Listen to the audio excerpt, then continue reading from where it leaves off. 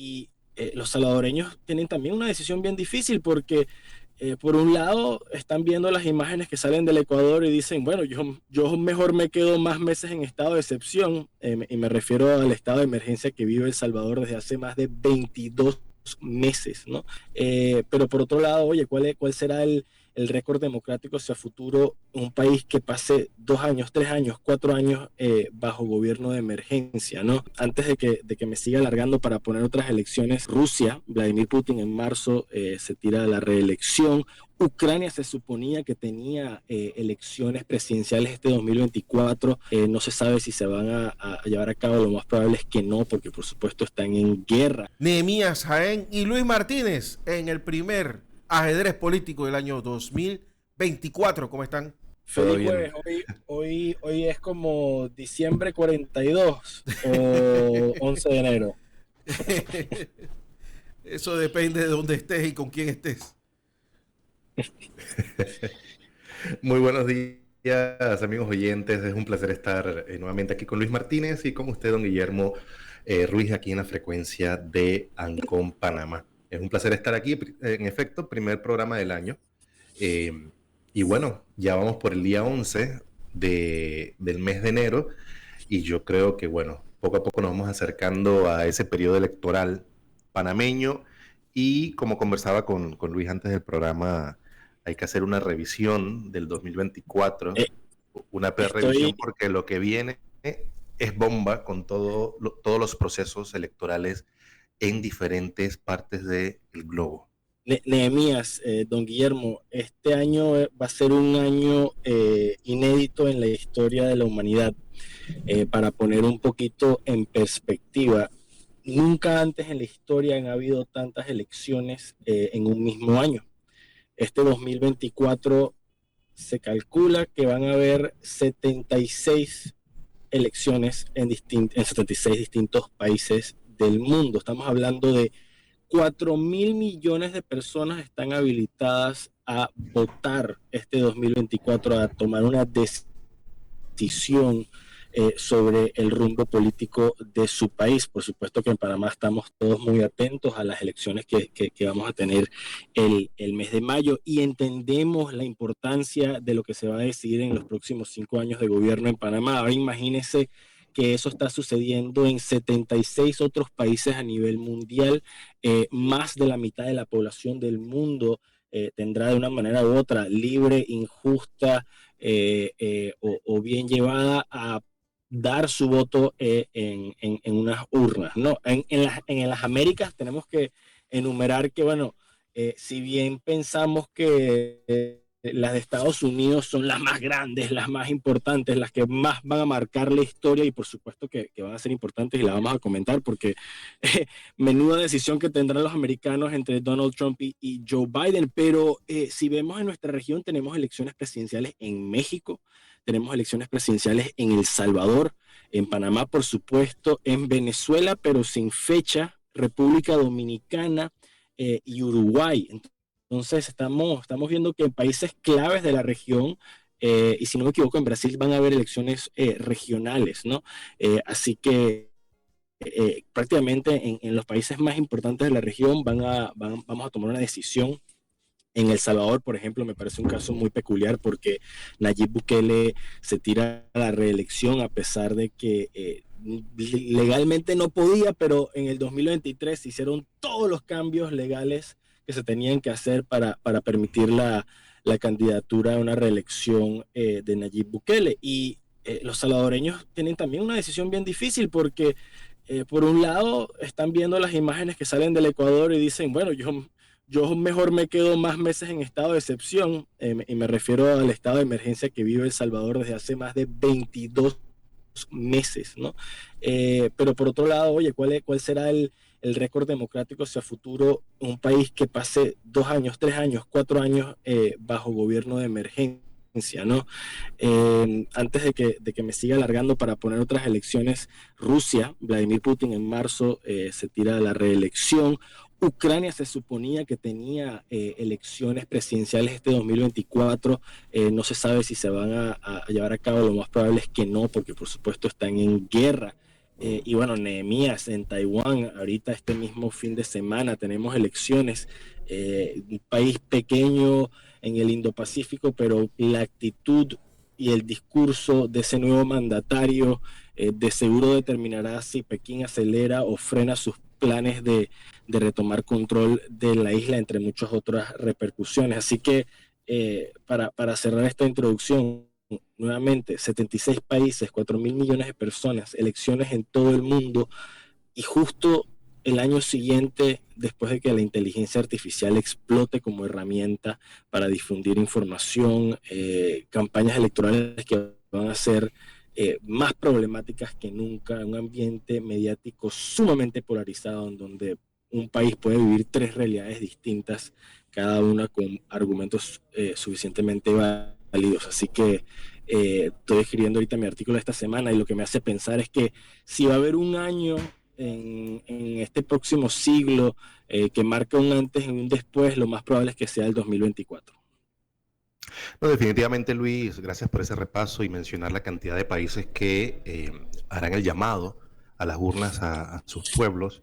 En el caso específico de Panamá, yo creo que definitivamente el 2024, al menos en la historia republicana de nuestro país, definitivamente que es inevitable aceptar y reconocer que estamos en un proceso en un periodo de inflexión, en un proceso que exige transformación más que cambios. Yo creo que exige demasiado ajuste, demasiados cambios y transformaciones, perdón. Y también si vemos, Luis, don Guillermo, amigos oyentes, si contrastamos la realidad panameña con lo que está sucediendo en la región, y no solamente por temas electorales, sino por grandes problemas sociopolíticos, yo creo que es inevitable que los panameños nos veamos en ese espejo y eso nos obligue, si puedo utilizar esa palabra, que esta realidad nos obligue a nosotros a hacer una evaluación profunda de qué queremos como país a partir, bueno, después de las elecciones del 5 de mayo y cuando tome posesión el nuevo gobierno el 1 de julio. Y cuando hablo de ese periodo de transformación que puede estar sucediendo en muchísimas latitudes, sin duda alguna, en el caso específico de Panamá, lo que estamos viendo es que nos enfrentamos como país, no como partidos políticos o solamente por un mero proceso electoral democrático de llamar a las urnas a más de 2 millones de panameños. Lo que nosotros tenemos enfrente es un mundo convulsionado, es una región cada vez más compleja, y es allí donde Panamá se ve obligada, el panameño llamado a las urnas el 5 de mayo y el nuevo gobierno a partir del 1 de julio se ve obligado a, como dicen, ¿no?, poner la barba en remojo y tener claro que lo que enfrentamos como país son muchos desafíos, y entre ellos está toda la parte de finanzas globales, los temas económicos, los temas de comercio, donde pareciera que las cosas fluyen de una manera muy normal en el mundo, pero lo que estamos viendo, analizando, estudiando a diario, son demasiados hechos que son contradictorios en todo esto relacionado a temas de globalización, en temas del comercio mundial y demás, y es allí donde Panamá se ve obligado a enfrentar ese primer desafío muy importante que tiene repercusiones internas,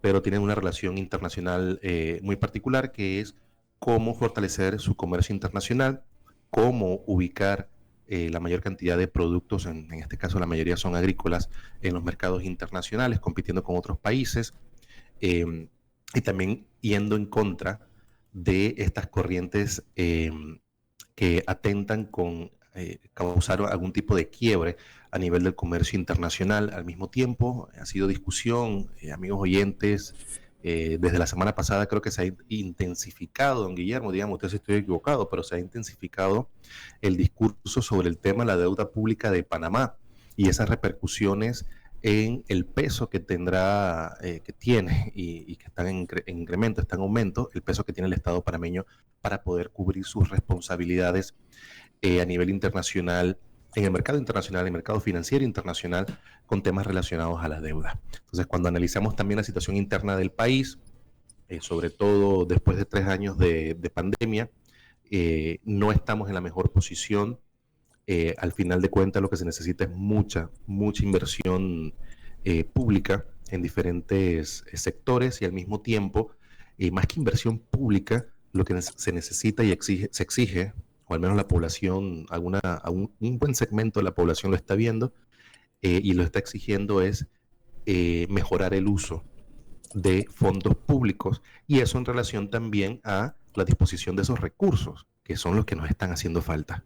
Entonces estamos viendo eso y cómo Panamá, a final de cuentas, cuál será la estrategia del nuevo gobierno, sea quien sea que gane, cuál será la estrategia de nuestro país, del nuevo gobierno panameño, para poder competir a nivel mundial, para poder atraer inversión. Y al final de cuentas, muchos candidatos a la presidencia de la República, en este caso, en nuestro país, hablan del tema de atracción de inversión. Muy poco, perdón, pero lo están mencionando, pero nadie dice en qué sectores, porque es que el dinero no vuela solo, el dinero no va a llegar a Panamá solo. Lo que se necesita es tener una estrategia que posicione a Panamá a nivel internacional para que sea atractiva, para que la nación sea atractiva, para que nuestro país sea atractivo y podamos tener ese flujo de inversión. Lo que se necesita es establecer en qué sectores y cuál va a ser la estrategia de transformación de la matriz económica de nuestro país, que siempre hemos repetido aquí en nuestro programa Ajedrez Político, en esta frecuencia de Ancon, que al final de cuentas, cuando se trata de inversión y demás, es que hay que tener un plan claro de cuáles son los sectores que vamos a potenciar de ahora en adelante.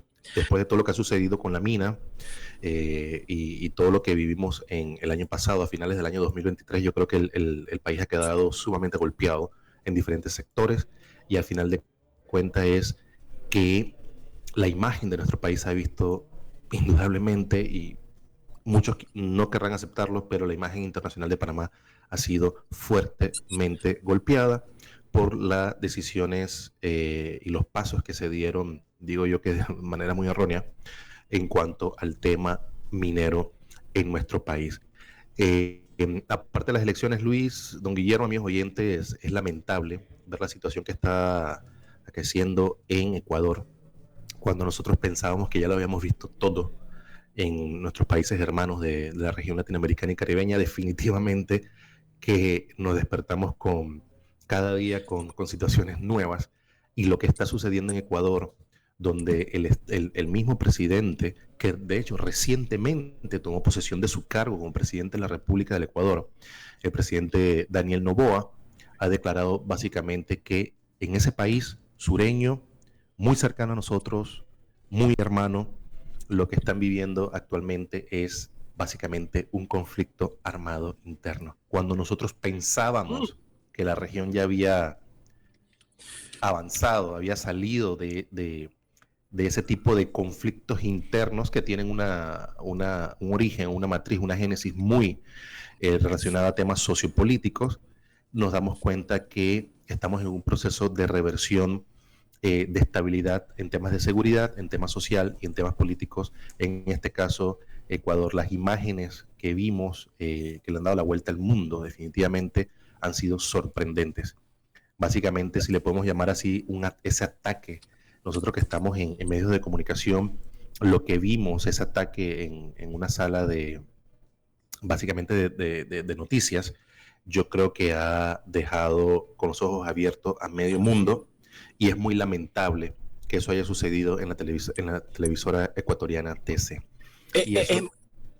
Adelante, Luis. Nehemia, es que es muy interesante porque a veces nos ahogamos con la cercanía de los sucesos, ¿no? Dentro de la política panameña y dentro de la política regional, efectivamente es espeluznante, porque no solo fue grupos criminales que entraron armados y apuntándole la cabeza a periodistas, productores, camarógrafos, también entraron en universidades, tienen a más de un centenar de policías penitenciarios, de los guías penitenciarios en las cárceles secuestrados, carros bomba, bueno, un sinfín de violencia, ¿no? Además de eso, tenemos que, a ver, si nos sustraemos un poco de la situación y lo vemos a nivel regional, yo me pongo a leer titulares y a compararlos, Nehemías, don Guillermo.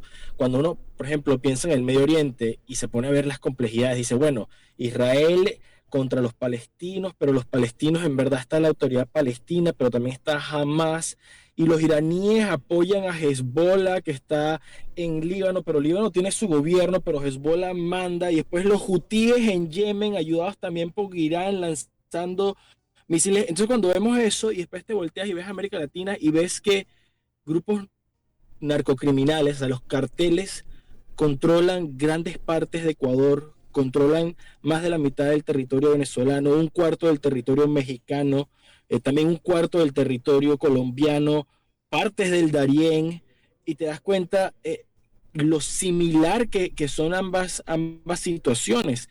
Son grupos con alguna matiz de ideología política, pero con una ambición económica, ¿no? Porque estamos hablando del narcotráfico y del control de fuentes de enriquecimiento ilícito que han invadido y penetrado todos los niveles de gobierno y de la sociedad, y que nos amenazan constantemente con violencia que cada vez es más sofisticada, porque lo que está pasando en Ecuador no es algo descontrolado, no es bandas criminales salgan y azoten al pueblo, es un plan terrorista.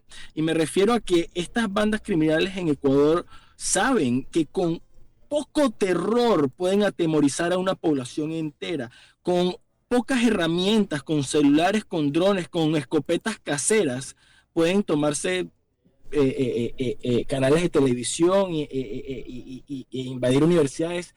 Y uno se pone a pensar, si quieres criticar a las fuerzas de seguridad, piensen en los policías que conozcamos en nuestros alrededores. ¿Acaso tú estás dispuesto a dar tu vida con el salario que tienes, con la situación de corrupción, con toda la idiosincrasia que sabes que ocurre en el país?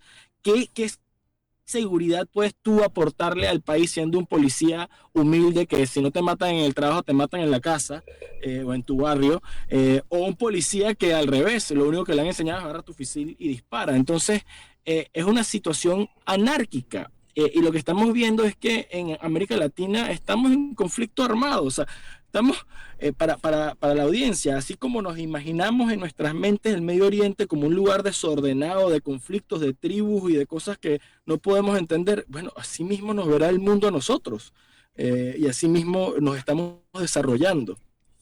Y no es muy distante, y yo creo que está siendo reconocido este hecho que voy a mencionar por parte de muchos candidatos presidenciales en la República de Panamá de cara a las elecciones del 5 de mayo.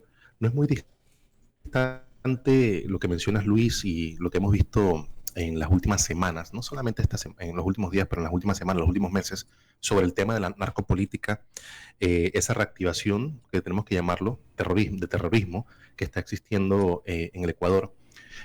Muy interesante es que en Panamá, parte del discurso también de los últimos días, nosotros que pasamos horas monitoreando la situación nacional, al mismo tiempo que lo hacemos a nivel internacional, todo lo que sucede a nivel internacional, lo que estamos viendo es, lo que estamos escuchando y viendo a muchos candidatos presidenciales es hablar de este tema de la narcopolítica.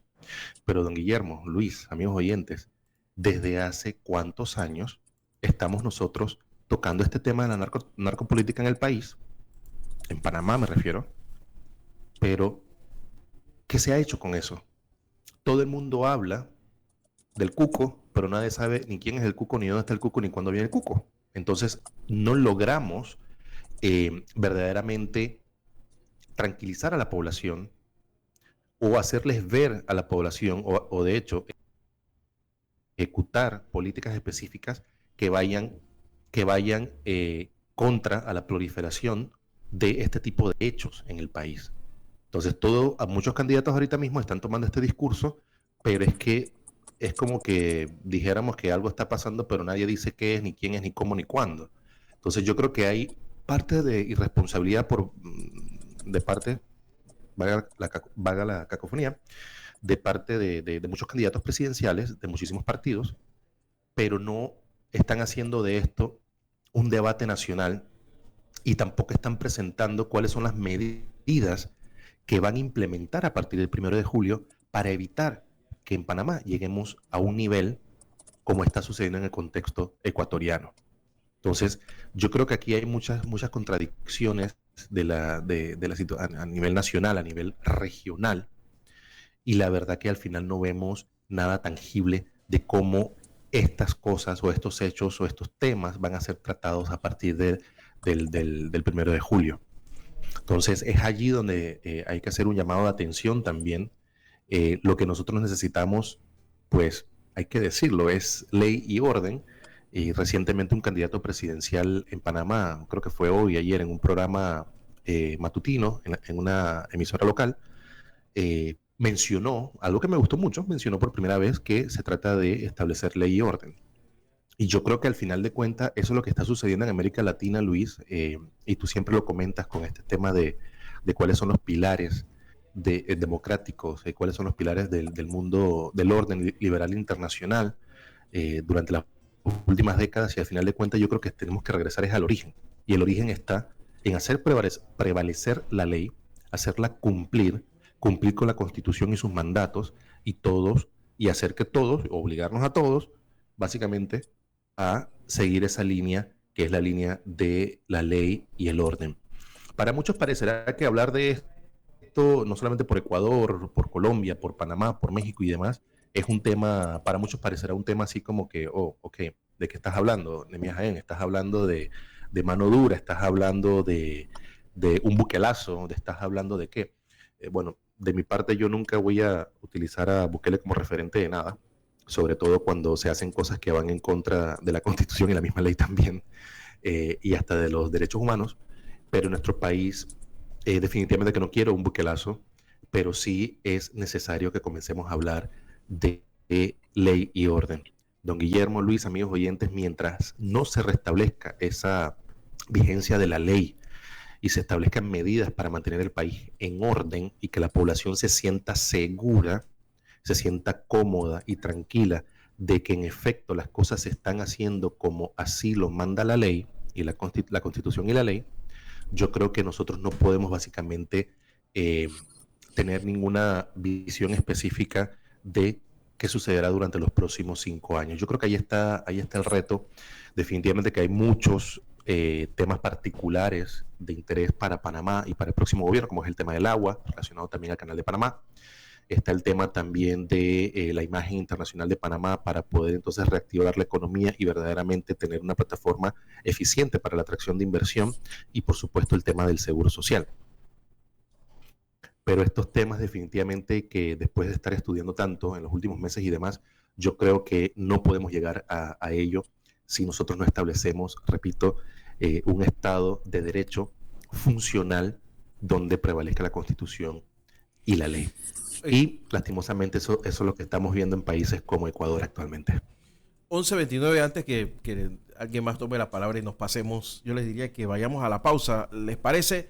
Y regresamos de inmediato entonces con el análisis de ajedrez político, viendo el año electoral que se nos avecina, este 2024, con Luis Martínez y Nehemías Jaén en la mañana Ancon por Radio Ancon. Vamos con nuestro analista internacional hoy en ajedrez político, Nehemías Jaén, y con Luis Martínez también en el equipo. Nehemías, no sé si tienes algo ahí, porque yo quería adicionarte el tema de que, bueno, estábamos hablando del tema de las futuras elecciones, estuviste hablando de Panamá, pero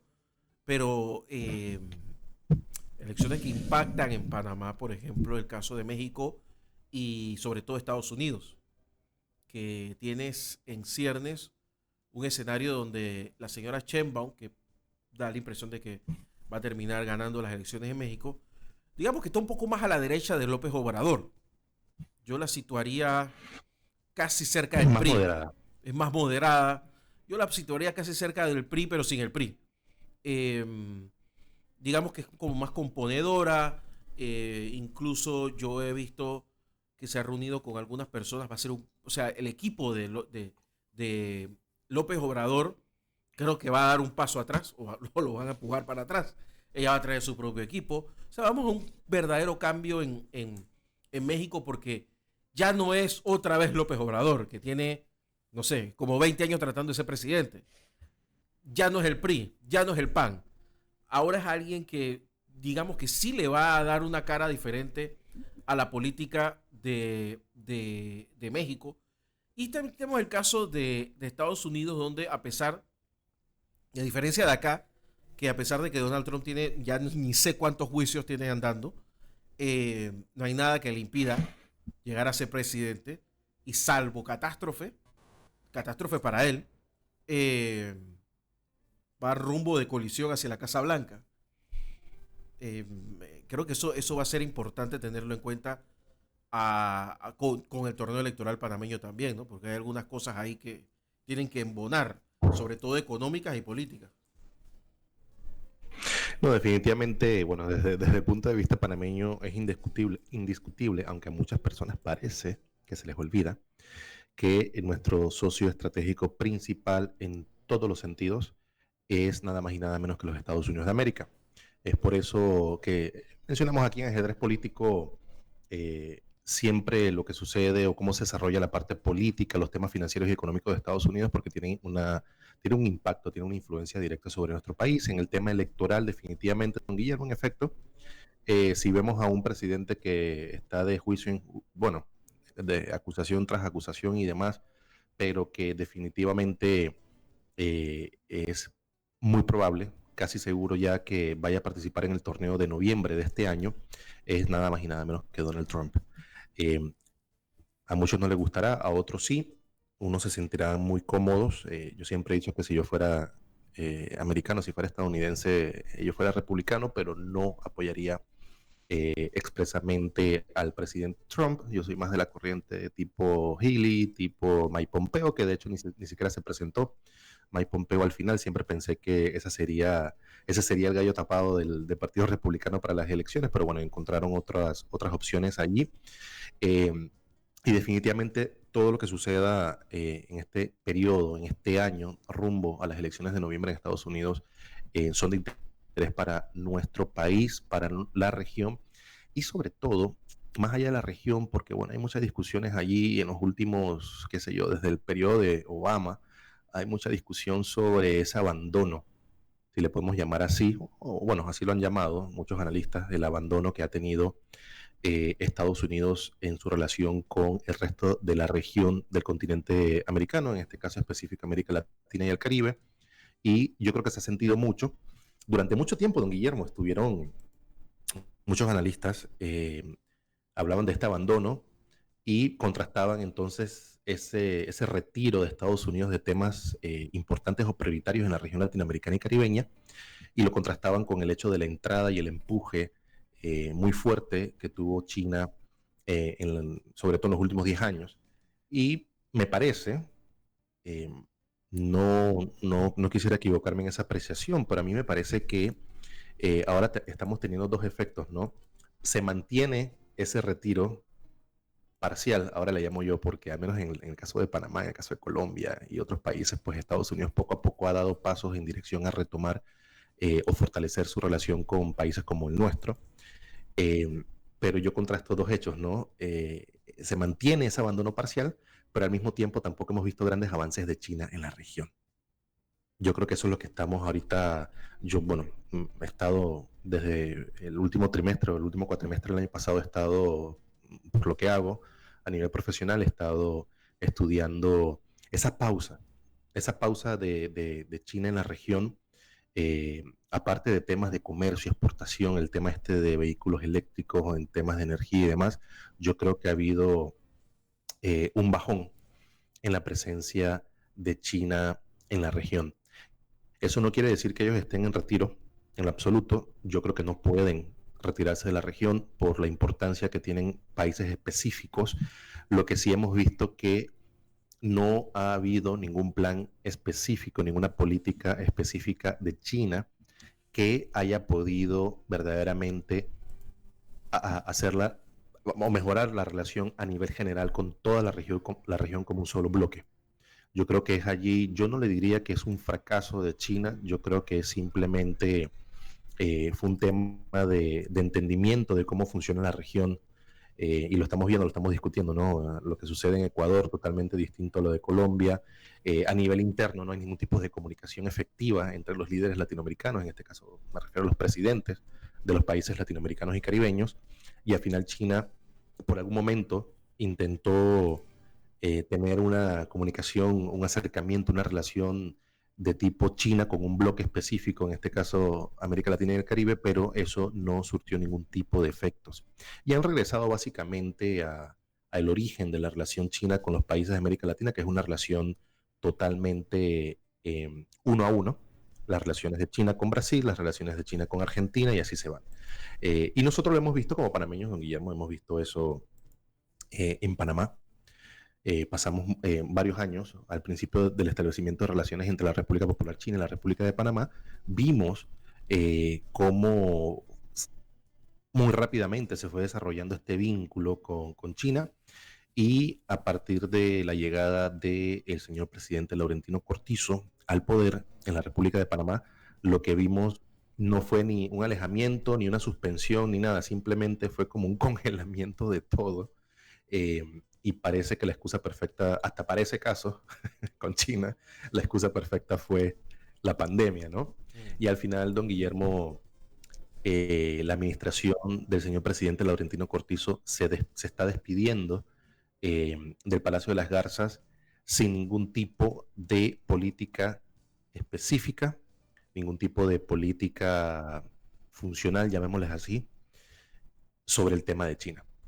Y no por esto estoy diciendo que no sea importante, es al contrario, lo que estoy diciendo es que sorpresivamente no ha habido ningún tipo de fortalecimiento de la relación. Yo creo que sí era importante bajar un poquito la velocidad, porque esto no es una carrera de caballos. El tema de la diplomacia no es una carrera de caballos. El tema, el arte de la diplomacia es saber sentarse y discutir los temas que son prioritarios y que tienen diferentes escenarios como posibles resultados para poder entonces ver cosas tangibles en las relaciones bilaterales. En el caso con China, pues digo, no hubo ningún retiro, ni alejamiento, ni nada, simplemente como que todo se congeló. Aquí no ha pasado nada y no hemos visto grandes avances con el tema de China. Y repito, no es que no sea importante, al contrario, sí considero que es sumamente importante. Y curiosamente, don Guillermo, no solamente ningún candidato presidencial de la República de Panamá está hablando sobre temas relacionados a China, sino que no estamos viendo que ningún candidato presidencial considere o esté claro sobre la importancia que tiene China para Panamá. Entonces también allí yo creo que hay mucha confusión y están haciendo de esto un tema muy complejo. Pero al final de cuentas, si nos preguntamos, ¿y qué onda con China? Si al final de cuentas el tema es, tampoco sabemos qué hacer con Estados Unidos. Y en este periodo, específicamente en este periodo, ya sabemos, don Guillermo, que a partir del 1 de julio no hay nada que hacer tampoco con Estados Unidos porque ellos están ensimismados en su tema electoral. Y hay que esperar qué pasa ya. Entonces, no, esperar hasta cuándo, hasta el próximo año, después de la subida, bueno, si le podemos llamar así, de la toma de posesión del nuevo presidente, sea quien sea, en Estados Unidos. Yo creo que ahí estamos, eso es una disyuntiva muy particular que Panamá tiene que ver, porque básicamente muchísimas cosas se van a detener, me refiero a muchísimas cosas, me refiero a muchos temas de interés para Panamá en su relación con Estados Unidos, simplemente se van a detener porque el país está en un proceso electoral y luego en una transferencia de poder. Entonces es allí donde nosotros deberíamos, nuestro país, nuestros políticos, candidatos presidenciales, partidos políticos que están en esta carrera por el Palacio de las Garzas, deberían tener una idea más clara que durante los próximos meses, a partir del 1 de julio, poco o nada se hará con Estados Unidos. Entonces, ¿qué nos queda? Porque hay mucho enfoque sobre Washington, pero ¿qué nos queda entonces con relación al tema China o al tema europeo? Sí, ya sabemos también que a nivel latinoamericano no hemos visto y no veremos. Eso te iba a preguntar. Seguramente. Eso te iba a preguntar, Nehemías. Dada la situación, no solamente con Estados Unidos, también con la Unión Europea. Vienen unas elecciones europeas del Parlamento Europeo, que desde donde sale el Consejo Europeo y las autoridades europeas, eso cambia todo al final del camino. Incluso hasta las legaciones europeas la cambian. Y es un proceso, como tú dices, un proceso que va a tomar casi todo el 2024. Estados Unidos lo mismo. Ya el trabajo que no se hizo no se va a hacer. Habrá que esperar hasta enero, febrero del próximo año. Y perdemos la oportunidad de avanzar entonces en el frente chino, vamos a llamarle así. con unas relaciones totalmente congeladas, porque esa es la situación, totalmente congeladas por parte del gobierno de Panamá. Yo estoy de acuerdo contigo. Esto no había que llevarlo a toda velocidad como se hizo anteriormente, pero tampoco había que detenerlo completamente, porque si ya dimos el paso, vamos a hacerlo bien. Ahora, si no querías tener relaciones con China, échalo todo para atrás, pero no tuviste el valor ni de deshacerlo todo, ni de avanzar. El país ha perdido cuando se hace este tipo de maniobra, porque si ya te abriste la puerta con una de las superpotencias, por lo menos pues aprovechalo. Pero el daño, o sea, el daño, hoy salió que la Cancillería logra que Panamá no tenga que tener visa para entrar a Japón. Fabuloso. Pero es que es más que eso, o sea, nosotros tenemos que seguir avanzando con las superpotencias, que ya estábamos haciendo un trabajo. El propio presidente se ufanó en el discurso anodino del 2 de enero, de que estamos saliendo de la lista del Gafi, de que eso nos sacará de la lista europea, pero eso de qué sirve si no lo aprovechamos. Entonces yo siento de que Panamá estos 5 años han sido de completo retroceso y ojo, fíjate que no voy a culpar a los cancilleres que han estado, porque al final la Constitución es muy clara. Las relaciones internacionales están en manos del presidente de la República.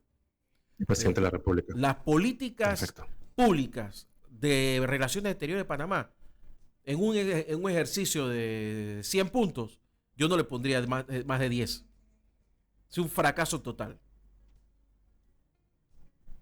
Definitivamente, y qué bueno que menciona que no es un tema de los cancilleres, que al final de cuentas son ejecutores. Son los ejecutores. Hay mucha parte claro, del trabajo de asesoría del presidente de la República, el tema de la arquitectura diplomática, de qué piensan ellos, que se debería hacer en diferentes aspectos en la relación panameña con el resto del mundo, pero al final de cuentas, sí, en efecto, los cancilleres son meros ejecutores. Y si nosotros hacemos una revisión de los cancilleres que han estado en este periodo, estamos hablando de personas, yo diría, particularmente mencionando al canciller Alejandro Ferrer, y particularmente también a esta última canciller que tenemos, siempre se me olvida el nombre. Yanaina. Se me olvida. Mira, te interrumpo un momentito. Lo de Japón, yo soy muy crítico de Erika Moines, pero sí te tengo que decir que al final del camino, yo creo que el que hayamos logrado lo de la visa tiene que ver mucho con ese viaje que hizo en su momento a Japón para ver el tema del ex primer ministro de Japón. Que esos gestos allá son muy bien valorados, ¿no?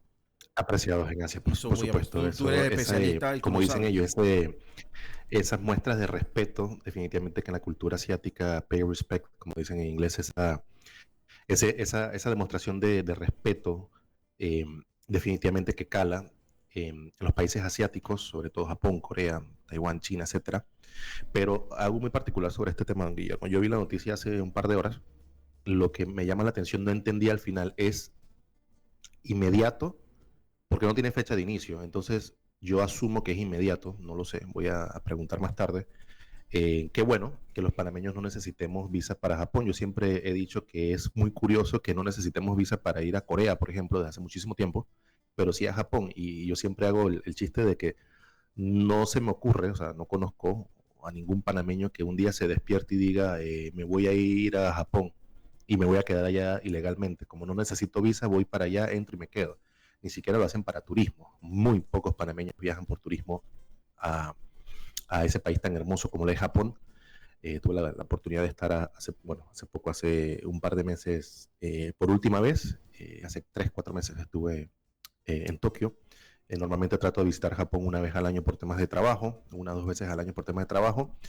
Y definitivamente que la verdad no me llama la atención, don Guillermo, que hayan hecho este anuncio, porque algo también le digo, don Guillermo, puede ser que esa demostración de respeto que tuvo el gobierno nacional cuando el ex primer ministro Shinzo Abe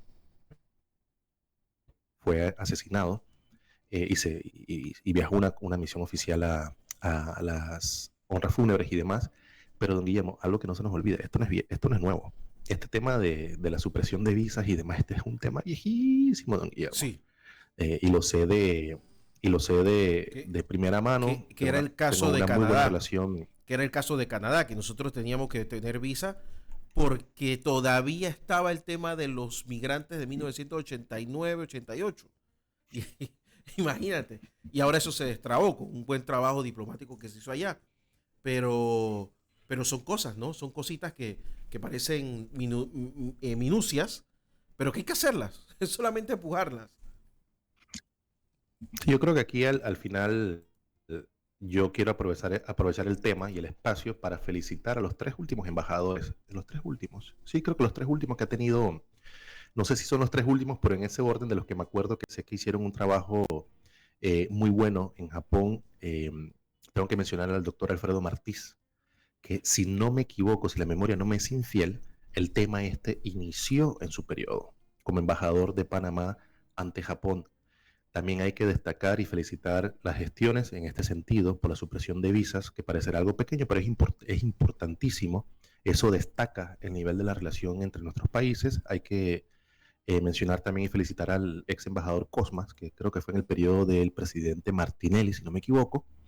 Y sin duda alguna, tengo que mencionar a una persona que sí se ha mantenido, no solamente fue embajador, sino que tuvo años en la embajada de Panamá en Japón como oficial de diferentes rangos, porque fue siendo promovido y creciendo dentro del sistema, hasta convertirse en embajador en el periodo del presidente Juan Carlos Varela, el doctor Ritter Díaz, que actualmente, de hecho, dejando su cargo en el cambio de gobierno en el 2019, fundó una asociación que se llama Yapolac, que es básicamente es una agencia de promoción para las relaciones entre Japón y América Latina, donde el embajador recientemente, no recientemente, en los 3 últimos años, 4 últimos años, ha fortalecido ya de una manera más tipo sin fines de lucro y de una manera ya más privada, personal y profesional, fuera del sistema diplomático panameño, a mejorar y ha contribuido, diría yo,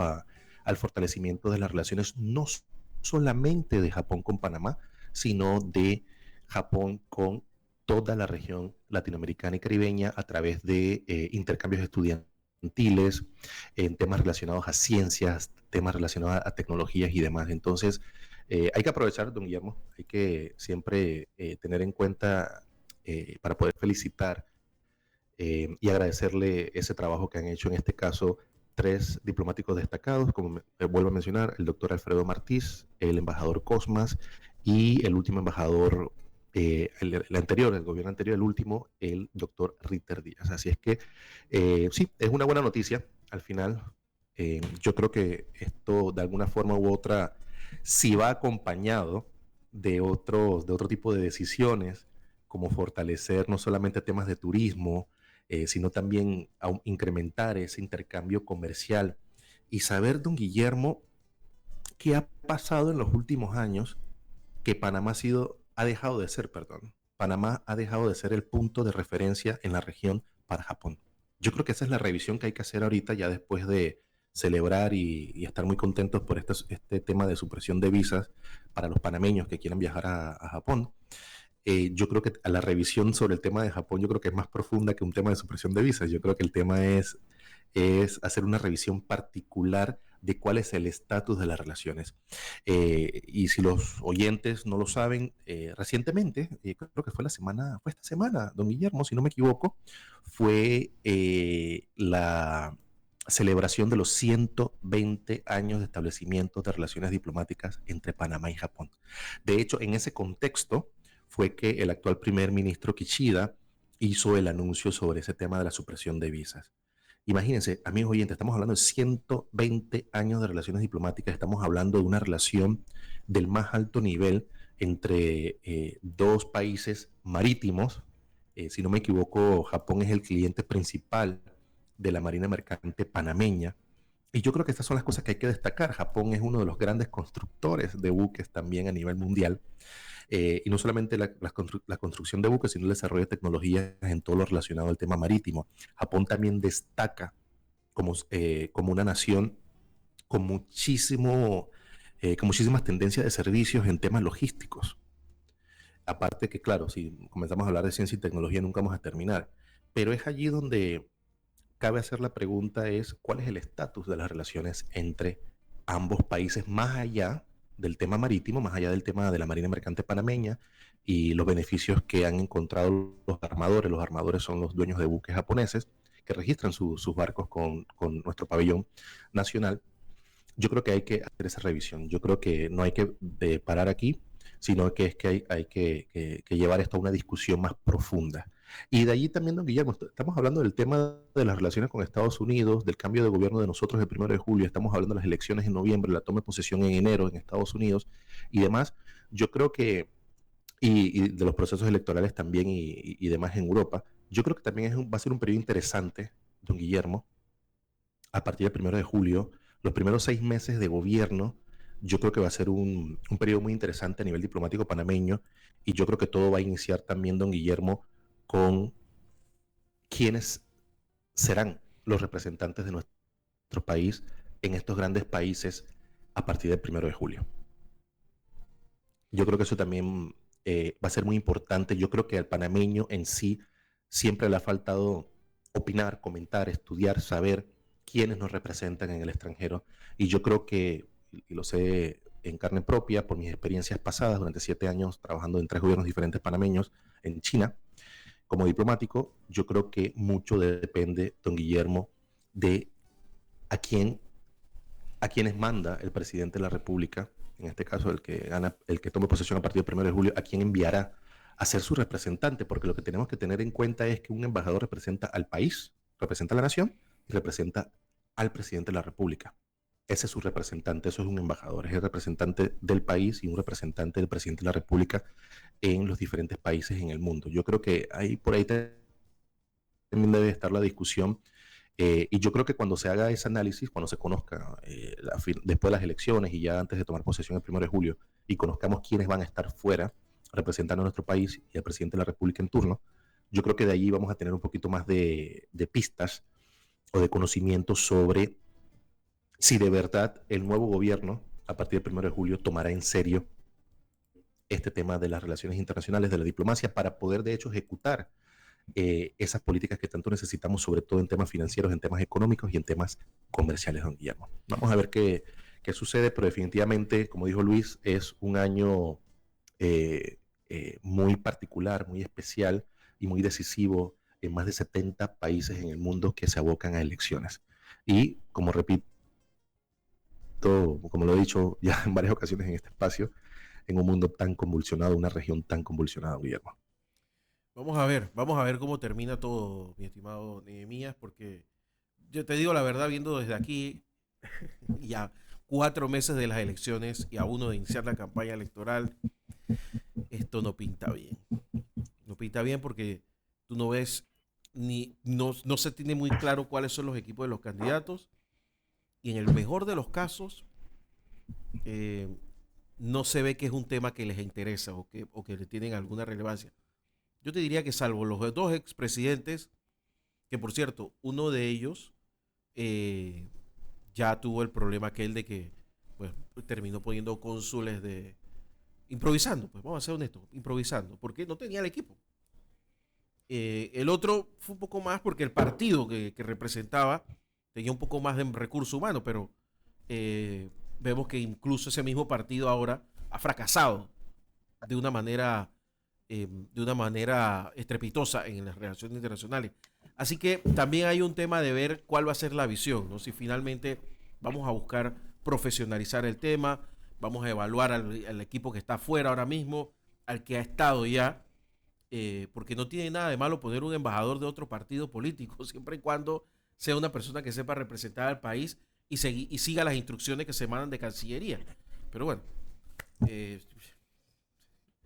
que sepa ejecutar. Al final de cuentas eso es lo que se busca, ¿no? Que sepa ejecutar y que sepa administrar esas misiones, una misión diplomática y que ejecutan, y no necesariamente de otro partido político, sino hay tantos profesionales, don Guillermo, bueno, no es que sobren, pero hay varios profesionales que deberían tener la oportunidad de representar al país y al presidente de la República, porque pueden hacer un trabajo excepcional. Se me acaba el tiempo, pero hay un caso que para mí es el que mejor demuestra lo que te estoy diciendo. Adi Zurieta en Israel, que ha representado a Panamá en varios gobiernos. Así es. Tú me vas a decir una persona que tenga una queja del trabajo que ella hace allá. Impecable. Entonces, si tú tienes un embajador bueno, no tienes que estarlo rotando a cada rato para poner a alguien que va a comenzar de cero a aprender si es que le da la gana. Tiene gente buena por ahí, aprovéchala. El tema de las rotaciones es importante, don Guillermo. Ahí sí discrepo un poquito. El tema de las rotaciones normalmente en el sistema diplomático debe ser de 4 a 6 años. Yo sé lo que estás diciendo. 4 a 6 años, pero no sacarlos del sistema. Claro, no sacarlos del sistema. Creo que usted se refiere a no sacarlos del sistema. A eso me refería. A eso me refería. Claro. Sí, eso es importante. No, solo para hacer la aclaración, no estamos en contra de eso. Lo que estamos en contra es de sacar a este personal humano con tanta experiencia y tanta capacidad, con un trabajo impecable, sacarlos del sistema en lugar de rotarlos. Claro, ya tú tienes uno que hizo un gran trabajo en Japón. Muchísimas gracias por el espacio. Llévatelo a Taiwán, no sé. Nemías, gracias por estar con nosotros. Te mando un abrazo. Gracias por el espacio. Hasta la próxima semana. Hasta la próxima semana. Era Nemías Jaén y Luis Martínez en Ajedrez Político en la mañana Ancon. Nos vamos. Ya viene